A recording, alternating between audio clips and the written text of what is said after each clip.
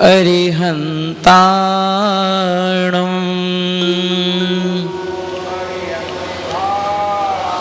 नमो सिद्धाणं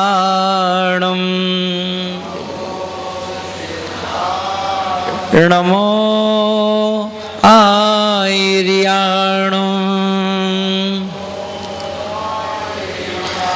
नमो वज्रायाणं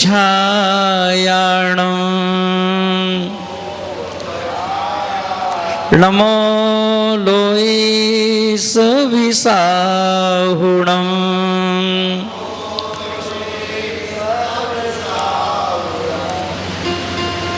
नमः श्री वर्धमानाय निर्धूत कलिलात्मने सालोकानां त्रिलोकानां यद विद्या दर्पणायते। बड़े अनंतानंद परमेष्टि भगवान की जय। बड़िए 10 लक्षण धर्म की जय। बड़िए उत्तम आर्जव धर्म की जय। गुरुदेव श्री ब्राक सगर जी महाराज की जय।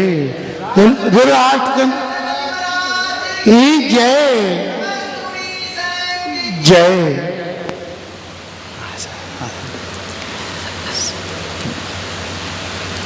महानुभाव, ये 10 दिन अपन देखें किस चीज के हैं। कल मैंने कहा था कि ये जो 10 दिन हैं, यह 10 दिन चैलेंज के हैं, चैलेंज को स्वीकार करने के हैं। बाकी अपन देखेंगे कि धर्म के लोग कहते हैं कि ये 10 दिन धर्म के हैं, और मैं कहता हूं कि जिस दिन से हम पैदा हुए हैं अंतिम सांस तक धर्म चलेगा। तो मात्र अगर हम इन 10 दिन को ही धर्म के मानेंगे तो वह शेष दिन क्या है? अंत से इतना है कि अभी तक हम लोगों ने धर्म को चैलेंज के रूप में नहीं लिया, धर्म को चैलेंज के रूप में नहीं लिया, और हम विपरीत जो परिस्थितियां हैं उनसे हम क्या कर रहे हैं? जूझ तो रहे हैं, और उन परिस्थितियों से जूझते हुए हम अपने आप को हारा थका मान लेते हैं। उन परिस्थितियों से हम क्या करते हैं? हिम्मत हार जाते हैं, मगर अपन ये भूल जाते हैं कि विपरीत परिस्थितियां हमें टोल करती हैं, विपरीत परिस्थितियां हमें टूल करती हैं और वह हमें चैलेंज करती हैं और जीने के लिए प्रेरित करती हैं कि तुम इन विपरीत परिस्थितियों में कैसे जी सकते हो। जैसे अपन देखें, जब कभी हमारे पुरखे जो थे, पुराने लोग थे, कि अपन देखें बड़े भरे परिवार के बीच में रह कर के भी वह कभी उदास नहीं होते थे। वह भले ही उनकी आमदनी एक सीमित दायरे की हो, पर वह उसमें भी खुश रहते थे। कभी अतिथि आ जाएं तो उनको देख करके मुंह टेढ़ा नहीं करते थे। बच्चियां 2-3 लड़कियां भी हों तो कभी उनको देख करके निराश नहीं होते थे। घर भरा परिवार था, सबका ध्यान रखते थे और हर परिस्थितियों में खुश रहते थे, है ना? क्यों? क्योंकि मैंने कहा कि विपरीत परिस्थितियां हमें टूल करती हैं, चैलेंज करती हैं, चैलेंज, और हमें क्या करती हैं? जीना सिखाती हैं। और जिन्होंने वो चैलेंज स्वीकार कर लिया, और जब जब कोई व्यक्ति ये दिमाग में सोच लेता है कि मैं चैलेंज को स्वीकार करूंगा, क्योंकि ये ध्यान रखना कि एक हवाई जहाज, मान लो अभी अपन देखें कुछ दिन पहले 5 राफेल हमारे फ्रांस से यहां पर आए। भारत ने 12 राफेल खरीदे हैं, पर अभी क्या है? 5 आए। और जब 5 राफेल आए तो आकर के फ्रांस से चल कर के पहले फ्रांस के एयरपोर्ट पर खड़े थे, अब आकर के वो भारत के एयरपोर्ट पर खड़े हो गए। पर बताओ, वो जो 5 राफेल हैं वो एयरपोर्ट पर सुरक्षित है कि नहीं?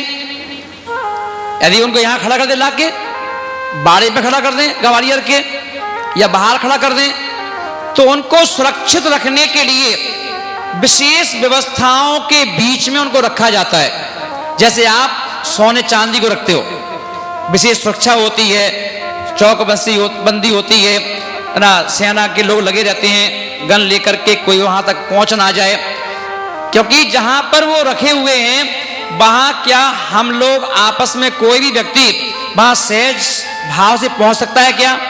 नहीं पहुंच सकता। तो चौकबंदी में है तो बताओ वो सुरक्षित है कि नहीं? और यदि उनको सुरक्षित रखना है तो उनको यूज मत करो, तो वो क्या होगा? सालों साल ऐसे रखे रहेंगे। पर उनका होने का मतलब क्या हुआ? राफेल रखने के लिए तो लिए नहीं हम लोगों ने हैं, और रखने से राफेल की उपस्थिति दर्ज कैसे होगी? उस राफेल में क्या शक्ति है, क्या गुण है, क्या कलाएं हैं, कैसे युद्ध को किस प्रकार से दुश्मन के छक्के छुड़ा देता है।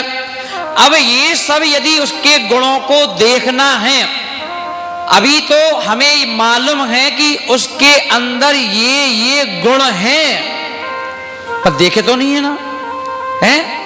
देखे किसी ने क्या? नहीं देखे।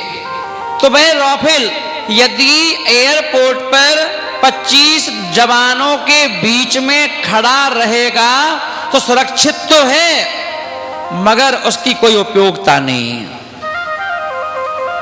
राफेल कह रहा है हम चैलेंज को स्वीकार करते हैं दुश्मन के, मुझे पर खड़े खड़े मैं दुश्मन के छक्के नहीं छुड़ा सकता, मुझे एयरपोर्ट से आजादी दो। क्या करो? एयरपोर्ट से आजादी दो। और जैसे ही देखा अगर युद्ध बनता है, युद्ध की संभावना बढ़ती है, चाहे चीन से बढ़े चाहे पाकिस्तान से बढ़े, वो 5 राफेल जो हैं उनको उड़ा करके और सीमा पर खड़ा कर दिया जाएगा और कहा जाएगा कि देख ले ये राफेल तैयार है, शुरू करो लड़ाई। अब इसके हम जौहर दिखाएंगे, और फिर ये अपने जौहर दिखाएगा, अपनी कलाएं दिखाएगा, इसके अंदर क्या क्या खूबियां हैं। वो खूबियां जब युद्ध होगा तुम खुद देख लेना। कब दिखाएगा? जब वह उड़ान भरेगा, आकाश में जाएगा और आकाश में जाकर के बम ब्लास्ट करेगा, बम पटकेगा, है ना, कितनी दूर दूर की क्षमता उसके अंदर है, कितनी दूर से मार सकता है ना, वो सारी कलाएं दिखाएगा, चैलेंज को स्वीकार करेगा। ऐसे ही वो तो 5 राफेल हैं। हमारे भारत में 1 अरब 30 करोड़ राफेल हैं। 1 अरब 30 करोड़ राफेल हैं। वो राफेल वहां 5 खड़े हैं, यहां इस हॉल में कितने बैठे हैं? ये सब राफेल तो हैं, पर ये राफेल ऐसे हैं कि इन्होंने ये सिर्फ एयरपोर्ट में ही सुरक्षित हैं। ये एयरपोर्ट में सुरक्षित हैं, या तो दुकान में जाके बैठ जाते हैं या फिर जाकर घर में बैठ जाते हैं, बस इससे जाके बाहर कोई निकलते ही नहीं, ये निकलते ही नहीं। जैसे वो फ्रांस से यहां आ गए, यहां से एयरपोर्ट में सुरक्षित हो गए, ऐसी तो आप हैं। आपके अंदर भी राफेल जैसी बहुत सारी कलाएं हैं। आपके अंदर भगवान बनने की कला है, आपके अंदर देव बनने की कला है, आपके अंदर महाराज बनने की कला है, आपके अंदर तीर्थंकर बनने की कला है, आपके अंदर है ना सामान्य मुनि, सामान्य केवली बनने की कला है। आप सारी कलाएं आपके अंदर हैं। शेष बनना चाहते हो कि विशेष बनना चाहते हो, सब कलाएं आपके अंदर हैं। पर घर में रह करके, एयरपोर्ट में सुरक्षित रह करके आप अपनी कलाओं को दिखा नहीं सकते। ये देखो, ये राफेल, इन्होंने चैलेंज को स्वीकार किया। ग्रंथों में पढ़ा कि इस संसार में जन्म लेने वाले व्यक्ति भी है ना भगवान बन सकते हैं, महाराज बन सकते हैं। चैलेंज कैसे पहले चतुर्थ काल के मुनि राज कैसे केसरोंच करते होंगे, ये फिर हमने सिर्फ पढ़ा नहीं, हमने कहा इस चैलेंज को हम भी स्वीकार करते हैं। और आज के इस युग में हम भी अपने सर के बाल खींच के देखेंगे, मूंछ के बाल खींच के देखेंगे, दाढ़ी के बाल खींच के देखेंगे। चुनौतियों को स्वीकार किया और करके दिखा दिया। अपना जौहर दिखाया कि नहीं? ये कला कहां थी? अंदर ही तो थी। हैं? लोग परिधानों का समय चल रहा है, परिधानों की बिक्री सबसे ज्यादा है, एक से एक सुंदर सुंदर वस्त्र मार्केट में शोरूम में बिक रहे हैं, पंकज लाला बेच रहे हैं और लंबी लंबी भीड़ लग रही है। पर पंकज ने कहा गुरुदेव कोई वस्त्र आपके लिए? मैंने कहा हे पंकज, दुनिया में कोई भी ऐसी फैक्ट्री नहीं है, दुनिया में कोई भी ऐसा शोरूम नहीं है जो मुनि राजों के लिए वस्त्र तैयार कर सके, क्योंकि जो प्रकृति ने हमें तैयार करके भेजा है, ऐसा कवच लगा के भेजा है, उस कवच के साथ हम संसार में रहेंगे। और देखें दिगंबर मुनि बेहिचक बेखौफ, कोई शर्म नहीं, आराम से प्रकृति के द्वारा दिए हुए कपड़ों में घूम रहे हैं।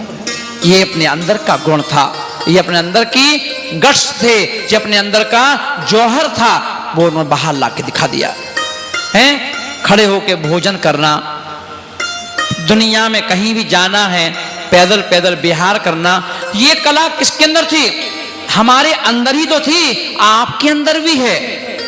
पर आपने चैलेंज को स्वीकार नहीं किया, हमने चैलेंज को स्वीकार किया है। तो महानुभाव, चैलेंज को स्वीकार करने के लिए आपको उड़ान भरना पड़ेगी, आपको उड़ान भरना पड़ेगी। आप सोचो दुकान में बैठे बैठे आप भगवान बन जाओगे?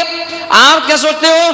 भगवान की वेदी के सामने घंटों घंटों खड़े होकर के भक्ति करना बहुत सरल बात है, पर भगवान की आज्ञा को सिरोधार करके अपनी आत्मा में उतार लेना ये बहुत कठिन बात है। भक्ति करने में क्या है?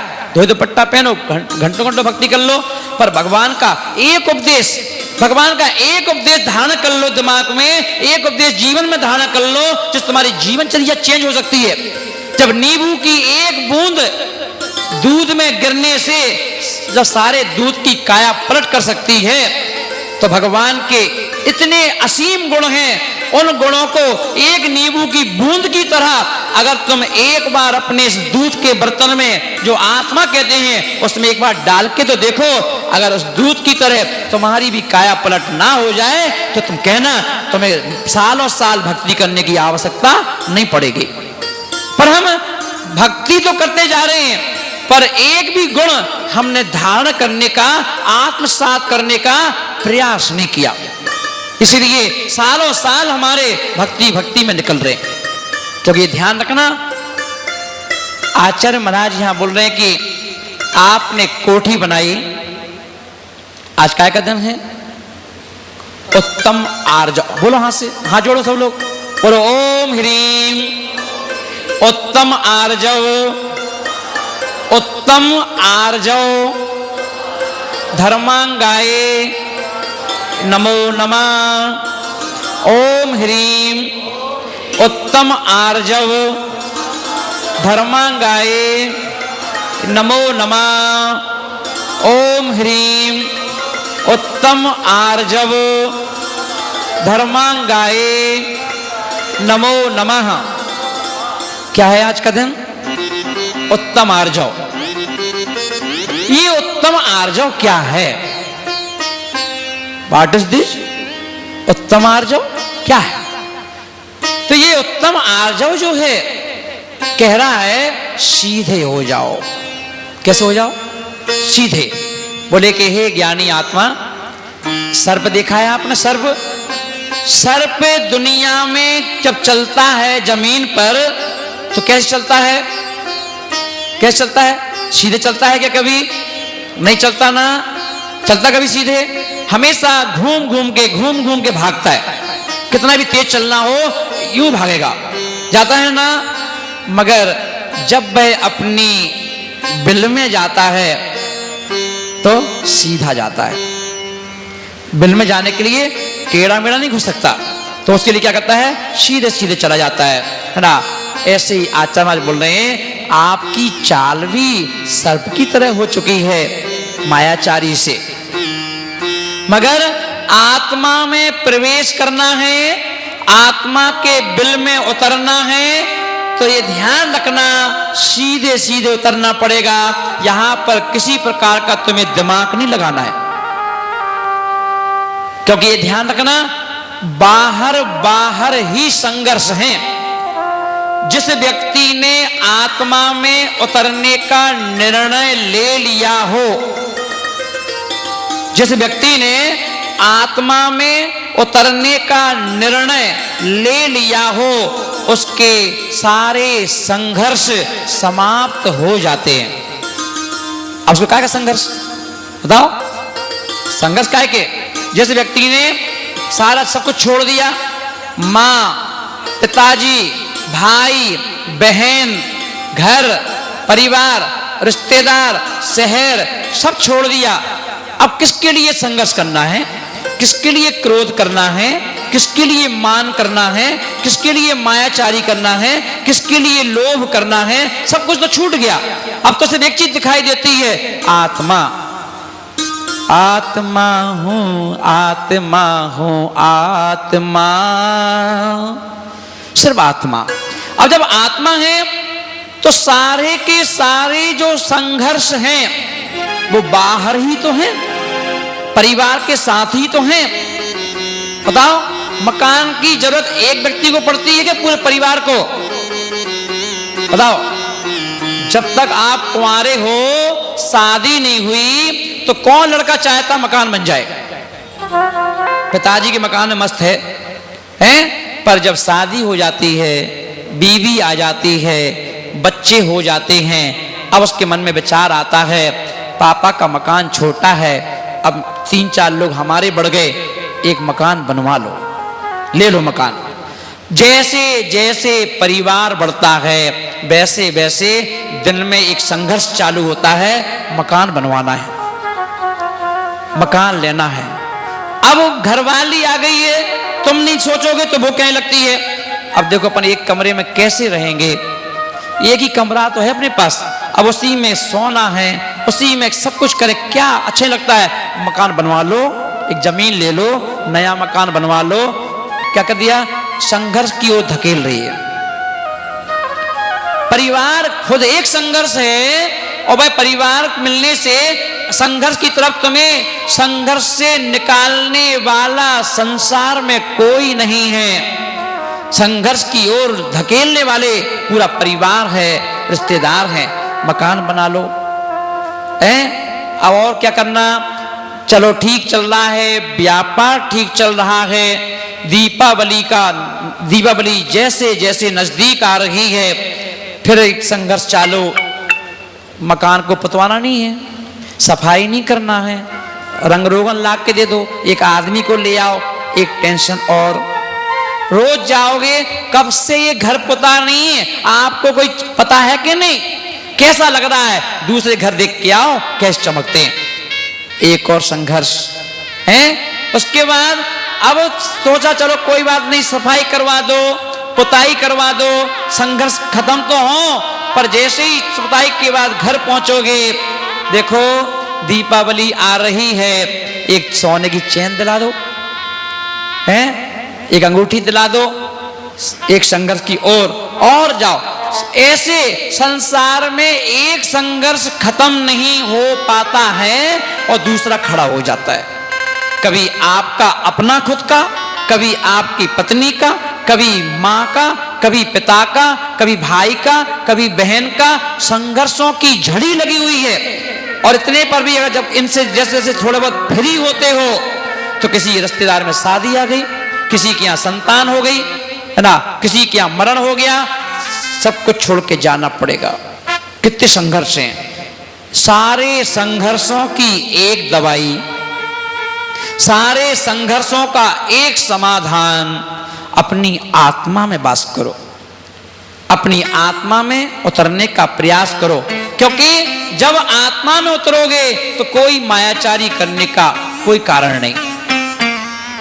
क्योंकि आचार्य महाराज ने कितनी सुंदर बात कही, एक हवेली बनाओ या एक सुंदर कोठी बनाओ, खुश हो रहे हो क्या सोच करके कि देखो 5000 गज में जमीन लेकर के मैंने कोठी बनाई है।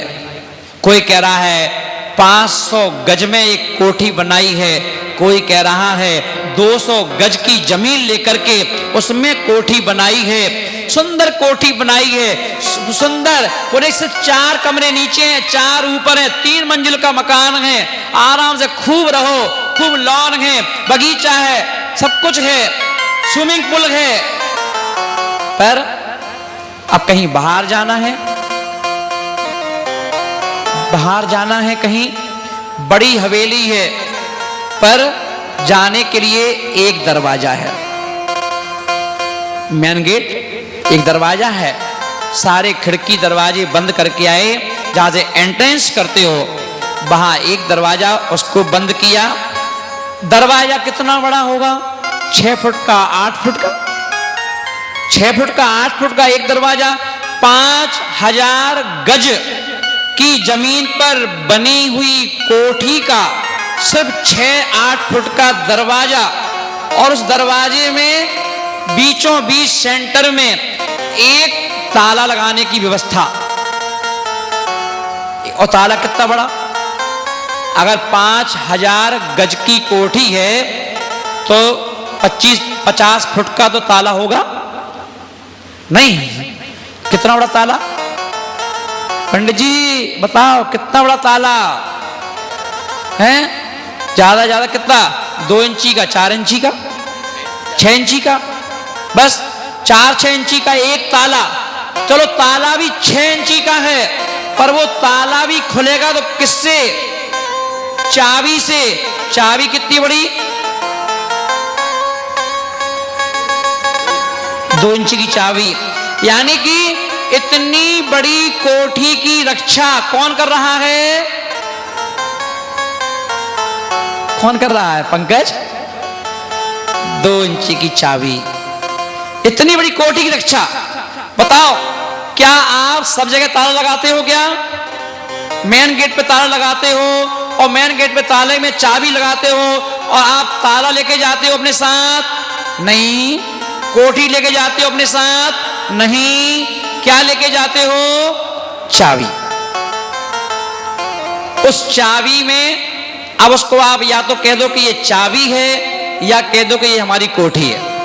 बात एक ही है, चाबी कह दो या कोठी कह दो। किसी ने कहा ये क्या है? भाई मेरी कोठी है यार। अच्छा कोठी है यही? हाँ भाई, जे नहीं होगी तो कोठी में हम जाएंगे कैसे? यही हमको कोठी में भेजेगी। अगर ये कहीं गुम जाए तो हमें बाहर खड़ा रहना पड़ेगा। इतनी चाबी में, इतनी सी चाबी तुम्हारी हवेली, 5000 गज की हवेली, 5000 गज की कोठी, और एक चाबी ही तुम्हें प्रवेश कराएगी, और एक चाबी ही उसकी रक्षा करेगी। इतनी सी चाबी। आचार्य आज बोल रहे हैं कि बस इतनी सी चाबी है, कभी कभी अपने ही कपड़ों में रख लेते हैं हम, और ढूंढना पड़ता है कहाँ गई?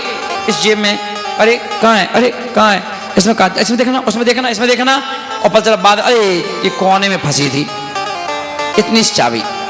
आचार्य महाराज बोल रहे हैं ऐसे ही इस शरीर रूपी कोठी है, शरीर रूपी ये कोठी है, आत्मा रूपी ताला है, और चाबी धर्म की हमारे पास।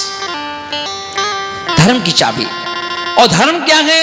धर्म की चाबी जिस धर्म के अंदर संस्कार हैं, अच्छे कर्म हैं, अच्छे कर्म और अच्छे संस्कार। क्योंकि अपन देखना, कभी कभी हमारे उठने में, बैठने में, खाने में, पीने में, बोलने में, चलने में, हर क्रिया में माँ बाप की छवि छिपी होती है। क्या छिपी होती है? अगर आप खा भी रहे हो तो आपके खाने को देख करके लोग क्या कहेंगे? देखो कैसे खा रहा है, जैसे कभी जिंदगी में खाने को ना मिला हो। कैसे खा रहा है? तो खाना भी नहीं आता, मतलब इसके बाप मताई ने ये भी नहीं सिखाया इसको कैसे खाना चाहिए। आप खा रहे हो, टॉर्चर किसको किया जा रहा है? माँ बाप को। आप चल रहे हो, कोई लड़की हो, लेडीज हो, और वो पैर पटक पटक के चल रही हो, टेढ़ी मेढ़ी होके चल रही हो, है ना, तो लोग क्या कहेंगे, ये देख कैसे चलती है, तो चलना भी नहीं आता, चलने का भी सुरूर नहीं है इसको। इसलिए आप देखते हो जब कभी किसी लड़की की शादी होती है और वो बरमाला डालने जा रही हो तो उसको पहले से ही पढ़ाया जाता है, देख धीरे धीरे चलियो, गजगामनी की तरह एक एक कदम रखना, और पीछे से 2-3 सहेली या रिश्तेदार की लड़कियां पीछे सौंप दी जाती हैं।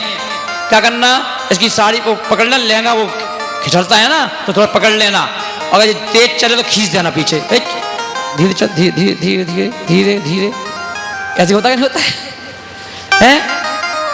अब कितना यहां से इस कमरे से लेकर के वहां तक जाना है बरमाला लेकर के हाथ में। बोले क्यों, बोले देख जाने वाली तू अकेली है मगर तुझे देखने के लिए वहां 500 लोग बैठे हैं।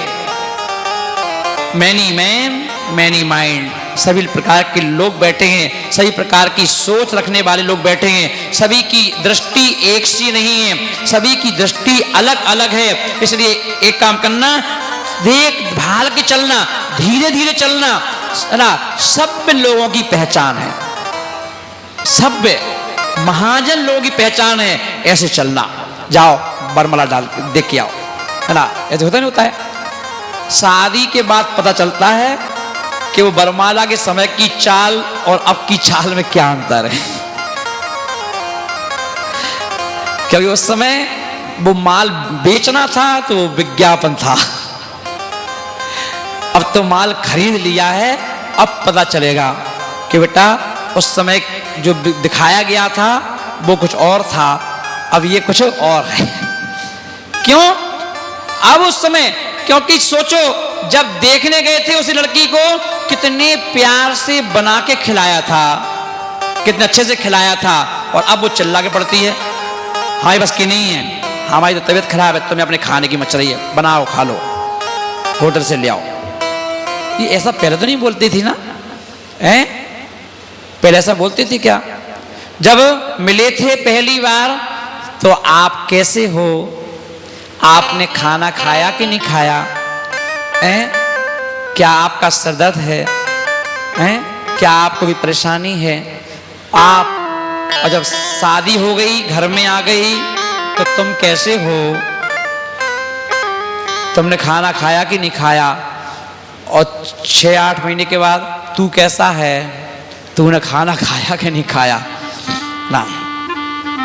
अब दोनों तरफ से हो जाएगा ऐसा, वो तू ऐसी है, तू भी तो, तू कौन सा कच्चा है, तू कौन दूध का धुला है, तू भी तो ऐसे ही है। बताओ कहाँ यात्रा प्रारंभ हुई थी आपसे, अब कहाँ तू मैं आ गई।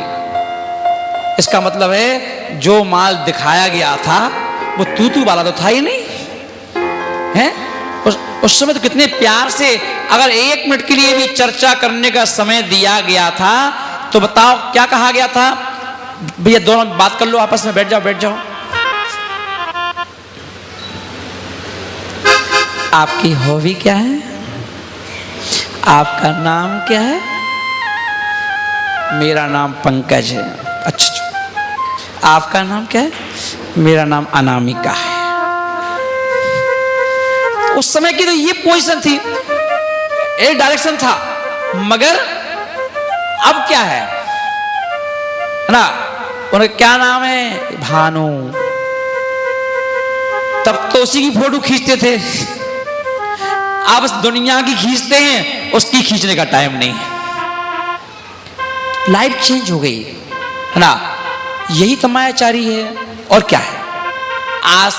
आचार्य महाराज बोल रहे हैं कि कैसे ठगते हैं हम लोग एक दूसरे को, और कैसे एक दूसरे को ठग करके कितने खुश भी होते हैं, खुश भी होते हैं। एक ठगा करके खुश होता है, एक ठग करके खुश होता है, और दोनों खुश हो रहे हैं कि मैंने इसको ठग लिया, वो सोचता है मैंने इसको ठग लिया, है ना। महानुभाव, ये लाइफ है, पर यह ध्यान रखना, मायाचारी बिल्कुल नहीं करना है, सीधे बन के रहो, जैसे थे वैसे रहो ना। जैसे आप दिख रहे थे, जैसे आप मिले थे, उसमें और इंप्रूव करो, उसमें और गुणों की, है ना, उच्चता लाओ। सोच विचार, क्योंकि हम देखें जब एक लड़की जब घर आती है तो उसे ढंग से भोजन बनाना नहीं आता, पर यहाँ आकर के सुंदर भोजन बनाना प्रारंभ कर देती है। जब उसकी माँ, उसका भाई जब रक्षाबंधन पे आता है तो वो घर जाके बताता है, मम्मी बहन में इतना अंतर आ गया, इतना अंतर आ गया, घर में कैसे लड़ती थी, घर में कैसे चिल्लाती थी, घर में कैसे क्या करती थी, अब वहाँ देखो इतना स्वादिष्ट भोजन बनाया उसने, सारे लोग घर की तारीफ कर रहे थे। क्या हुआ? आपने अपने गट्स को, चुनौतियों को स्वीकार किया है कि हमें एक ससुराल में कैसे रहना है। हमें एक अनजान व्यक्ति को, जो ससुर है, उसे अपना पिता कैसे बनाना है, ये एक चुनौती है। एक सास जो एक महिला है, माँ की उम्र की है, पर इस माँ को, भले वो माँ कैसी भी हो, पर उस माँ को हम अपने मधुर व्यवहार से, अपने गट्स से, अपनी कलाओं से कैसे उसको माँ की तरह उसको ट्रीट करना है कि वह हमें बेटी के रूप में स्वीकार करना पड़े। वह अपनी बेटी की तारीफ करे या ना करे, पर उसको हमारी तारीफ करना पड़े। ये हमारे अंदर एक गट्स है ना, तभी तो लोग तारीफ करेंगे कि देखो इस लड़की ने घर को स्वर्ग बना दिया। इस लड़की ने, है ना, जब माँ बाप मिलते हैं, समधी मिलते हैं, तो एक समधी क्या बोलता है, सर आपकी लड़की, आपने ऐसी लड़की दी मुझे, सिर्फ घर चेंज हुआ है, ये लड़की यहाँ आई है और इस लड़की ने जैसे घर संभाला है, आज सारे लोग, इस घर के पूरे फैमिली मेंबर, है ना, कि सबके दिलों में इसने राज कर लिया, सबके दिलों को जीत लिया है, सबके चित्त को हरण कर लिया है। क्या संस्कार दिए आपने। लड़की की एक एक कला पर माँ बाप की तारीफ होती है, माँ बाप की तारीफ होती है एक एक क्रिया पर। आचरण ने चैलेंज स्वीकार किया है। तो एक लड़की शादी होती है तो ये मत कहना कि शादी हो गई, चैलेंज स्वीकार करती है, मगर अंतर क्या है?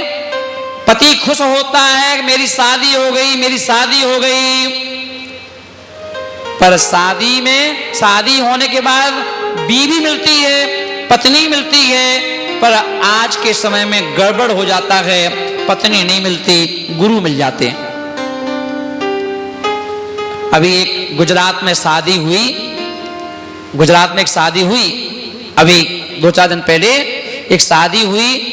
जैसे ही वरमाला डली, एक दूसरे को, पति जो था तुरंत ही बैठ करके पत्नी के चरणों में हाथ जोड़ के बैठ गया। सारे बराती हंसने लगे, ये क्या? बोले ये तो पहली बार देखा है कि कोई व्यक्ति शादी की वरमाला के पहले दिन से ही, और उसने अपने दोनों हाथ जोड़ करके पैर छू रहा है पत्नी के। बोले ये क्या, ये कौन सा सीन है? उसने माइक लेकर के क्या कहा, बहुत सुंदर बात कही।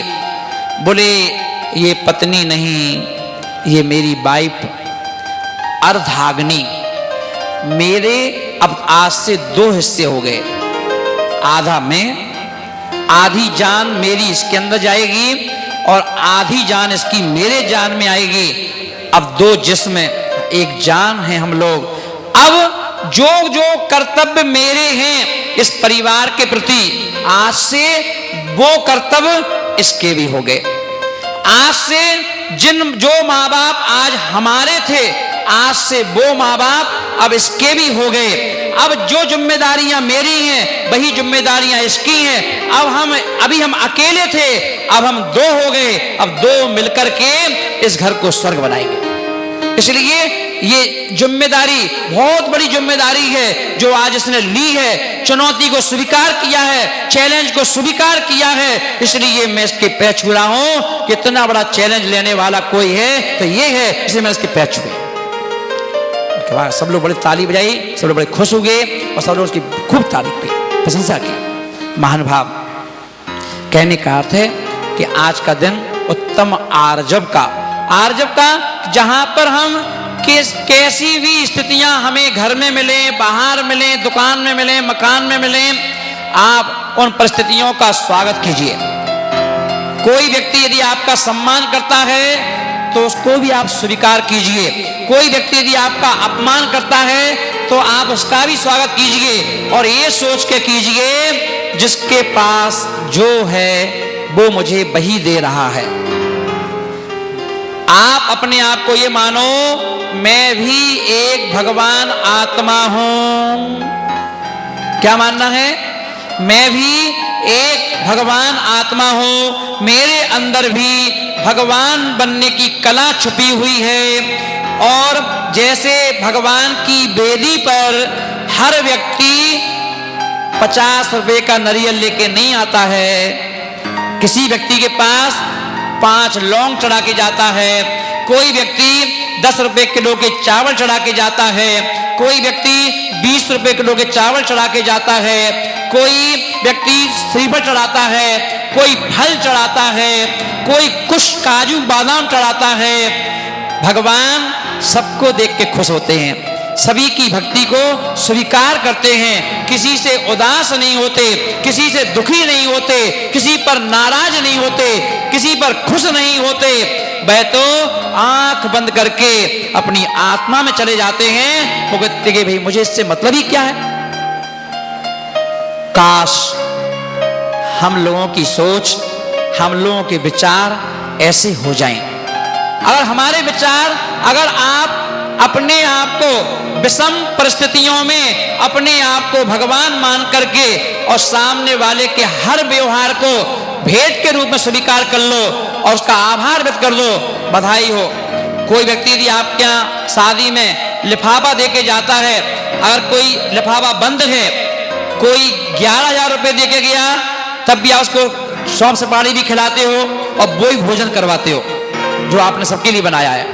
और कोई व्यक्ति समाज का एक पुअर फैमिली से आया है और पुअर फैमिली से कोई आया है और वो व्यक्ति भी भोजन करने आता है, तो उसका भोजन अलग तो नहीं है ना, वही भोजन कराते हो हैं। और वही जो काउंटर है उस पर वो भी लिफाफा देता है, उस लिफाफे में सिर्फ 500 रुपए हैं, है ना, और 500 रुपए दे के वो लिफाफा देता है, उसका भी आप स्वागत करते हो, उसे भी सुपारी और सौंफ खिलाते हो, पान खिलाते हो, है ना।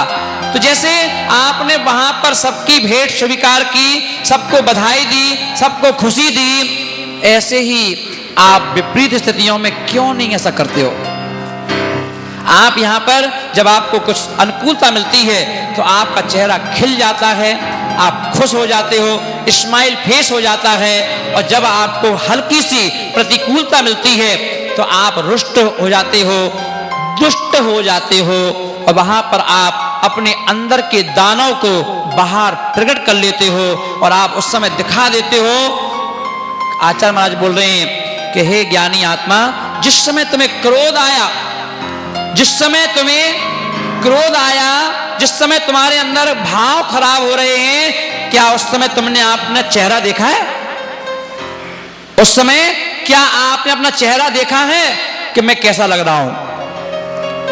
एक खुशी की फोटो देखो, शादी की एल्बम देखो, उसमें आपके पोज देखो, और अब आपका पोज ये वाला देखो, कौन सा अच्छा है। तो ये ध्यान रखना। आचार्य महाराज कितनी सुंदर बात बोल रहे हैं कि देखिए, तकदीर से खुश होना,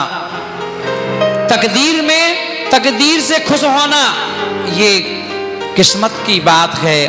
बाकी तस्वीर में तो झूठी झूठी हर कोई स्माइल फेस के साथ दिखाई देता है। जब जब फोटो खींचती हैं, घरों में लगी हुई हैं, आपका चेहरा यदि उल्टा सीधा, टेढ़ा फेढ़ा, उदासी भरा चेहरे से फोटो खिंची हुई है, वह फोटो आपको खुद पसंद नहीं आती है। क्या कहते हो, ये फोटो अच्छी नहीं है, डिलीट मारो। और ये कितनी सुंदर फोटो है, कितनी स्माइल फेस है, देखो कितना अच्छा लग रहा है, चेहरा खिल रहा है, कितना अच्छा, आंखें भी सामने हैं, चेहरे पे हंसी भी है, दांत भी दिख रहे हैं, कितना अच्छा लग रहा है। ये चेहरा सेव करो। सोचो, जब तुम्हें अपना खुद का हंसता हुआ चेहरा ही पसंद है, स्माइली फेस पसंद है, तो सोचो आपका खुद का चेहरा दूसरों को लिए स्माइली फेस ही पसंद है। जब बुरा चेहरा, उतरा चेहरा, उदास चेहरा जब आपको खुद को पसंद नहीं है, तो दूसरों को कैसे पसंद आ जाएगा? ये बेईमानी है। कैसे पसंद आ जाएगा? इसलिए महान भाव लोग बोलते हैं महाराज श्री आप का नाम गुरुदेव ने छांट के रखा है बेहर सागर। क्यों रखा? मैंने कहा बेहर सागर नाम इसलिए रखा है, बोले देखो बेटा, आई महाराज बोले थे ना, तारीफ कर रहे थे, तारीफ मारीफ कुछ नहीं है। महाराज ने, आचार्य गुरुदेव ने एक आशा के साथ एक नाम दिया बेहर्ष सागर। बोले बी हर्ष, बी का मतलब विशेष, हर्ष का मतलब हंसी। जिनके पास विशेष हंसी हो, जिनके पास विशेष मुस्कुराहट हो, जिनके पास विशेष स्माइल हो, वह व्यक्ति का नाम बेहर सागर है, जो खुद भी हंसेगा और जो उसके पास जाएगा वो भी उदास ही लेके जाएगा, मुस्कुराहट लेके जाएगा, उदासी लेके आएगा, स्माइल लेके जाएगा। बोले इसलिए तुम्हारा नाम बेहर सागर है। आपको बांटना है, लोग आपको 24 घंटे में एक बार 4 रोटी देंगे खाने के लिए नवदा भक्ति पूर्वक, पर आपको 24 घंटे, 1 घंटे नहीं, आधा घंटे नहीं, 24 घंटे आपको उन 4 रोटी के बदले में जो भी आएगा स्माइल देना है। किसी महाराज जी नमोस्तु। अरे महाराज तो बहुत अच्छे हैं, क्यों? मैं तो जानता भी नहीं, पहली बार गया था, पर महाराज तो बड़े अच्छे से हंसते मुस्कुराते हुए उन्होंने आशीर्वाद दिया। ऐसा लगा जैसे वो जानते हैं हमको, है ना। बोले कि बस यही तो उनके पास है देने के लिए। वो जो भी उनके पास जाएगा, उसके पास जलेबी की दुकान पे जाओगे तो जलेबी तो मिलेगी खाने को, मिठास है ना। आचार्य गुरुदेव ने वही जलेबी कहो, लड्डू कहो, बर्फी कहो, वो भर के दे दी। जो भी आए एक एक पीस देते जाना। आओ तीखे हो करके, जाओ मीठे हो करके। आओ तीखे हो करके और जाओ तो मीठे हो करके, जिससे घर पे लगे कि देखो गुरुदेव से क्या लेकर आए, स्माइल लेकर आए, मिठास लेकर के आए, एक खुशी लेकर के आए। इसलिए खुशी रहो, खुशी बांटो। मायाचारी में क्या रखा है? मायाचारी से कुछ मिलने वाला नहीं, संघर्ष बढ़ेगा, संघर्ष बढ़ेगा, गुणों का क्या होगा? गुणों का ह्रास होगा और संसार का विकास होगा। इसलिए हमें संसार का विकास नहीं करना है, हमें विकास करना है अपनी आत्मा का, आत्मा के गुणों का। बाकी संसार का ह्रास करना है। इसका नाम है उत्तम आर्जव धर्म। सीधे बनो, सरल बनो, जिससे कि हमारी आत्मा भगवान बने। ऐसी भावना के साथ बोलो भगवान महावीर स्वामी की।